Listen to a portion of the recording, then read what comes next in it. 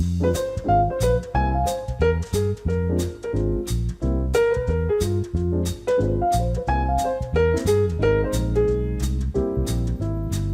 Parrot Prompter app is made for the Parrot Padcaster that you can see attached to the camera here.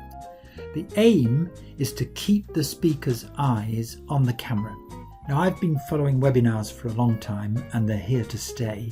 Most speakers that I follow don't look at the camera, and this can create two problems. The first one is if you disconnect, the public could disconnect too because you're not looking at them. And worse, the perception could be that you don't master the subject because you're turning away to read from the slides or from your notes. So that can be negatively perceived. Now, when you're doing a webinar, we don't need the camera as we see it here because we've got a camera on the computer. So we can use this Parrot Prompter app on its own. And the good news is it is free. So we're going to download it. This is what it looks like. Once it's on the phone and you open it, this is how clear and simple it is.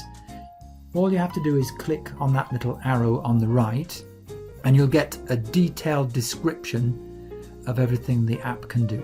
We're not going to go through that now. Let's do a quick start. You want to get some text up there. So we're going to click on plus, and this opens the new script page. It's asking us for a file name, so let's call that David's Intro. Two possibilities to get your script content on that page. You can type in the text here or copy paste from another source.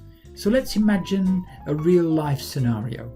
Your boss has sent you an email with a script containing all the information that he would like you to include in your presentation, and your presentation's tomorrow. As usual, always last minute, but you're not panicking at all. You just copy, paste your talk into the script box, and here it is. And then you click on save, and hey presto, David's intro is already up and running. To see it in prompter format, you need to click here, and this is what it's going to look like. So obviously the type size is far too small. So we have the settings menu top right. See how clear and intuitive this is? And you get this settings box on the right on the same page. You can scroll down, but I've left a capture on the two main things that you need to consider. The first one is the font size.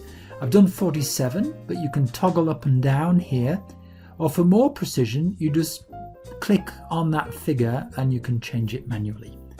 And the next one is the scroll speed. This is the tricky bit. You need to work on this. You don't want to be lagging behind, and you don't want to get ahead of the prompter. So let's see what this looks like on the iPhone. Looks pretty cool. So this is font size 47 and speed 32. And when you hit the play button, most speakers don't look at the camera when they do a presentation in a webinar format. They turn away to read from the slide or from the notes, and this can create two problems. The first one, the public may disconnect too, as you're not looking at them, and we all know how uncomfortable it is when someone doesn't look at us when they speak. Now all we have to do is connect this up with the computer, and this is where you're going to have to invest in a tripod and a clamp for your phone. And once you're ready, just position that carefully just above your camera in the middle of the computer.